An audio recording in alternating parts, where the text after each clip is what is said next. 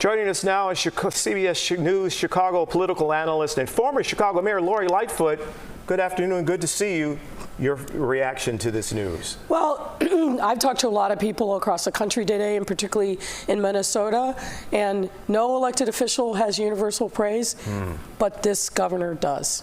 People across the political spectrum talk about the fact that he has governed with humanity, that he's great at bringing people together. He's very smart and pragmatic. I love his background and his story, and as a kid who grew up in a football crazy town, the fact that he's a former football coach, these folks know how to relate to the common man and woman. I think he's a great addition to the ticket. Are we going to be hearing those themes a lot? You think this, small town values, football coach, just rural experiences, because that was something that was missing this from Vice President Harris's campaign. I mean, he fills out the places that I think she needed some additional strength and support. So I think that's a good thing. You always look for that when you're trying to pair up a presidential candidate with a vice presidential candidate. I would imagine they're going to really play up his record of military service, the fact that he has led a bipartisan national commission on national security. That's going to give him, I think, bona fides for being one heartbeat away, so to speak. So I think it's a really good ticket. And look, the truth is, they've watched over these last couple weeks the daily deluge of terrible stories about the vice presidential pick on the Republican side.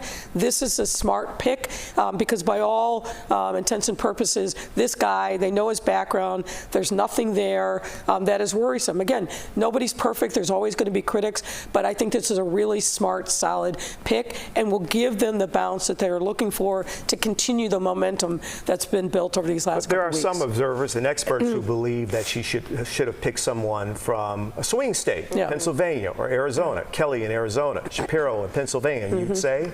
Well, look, I think there's a lot of challenges with the choices that she had. There were a lot of people who were pushing Governor Shapiro, but you've seen the kind of buildup of issues. The fact that he is a school choice guy, the teachers' unions would have come after him. The fact that he obviously stands strongly with Israel, as a lot of people do, but that then doesn't play well in other parts of the country.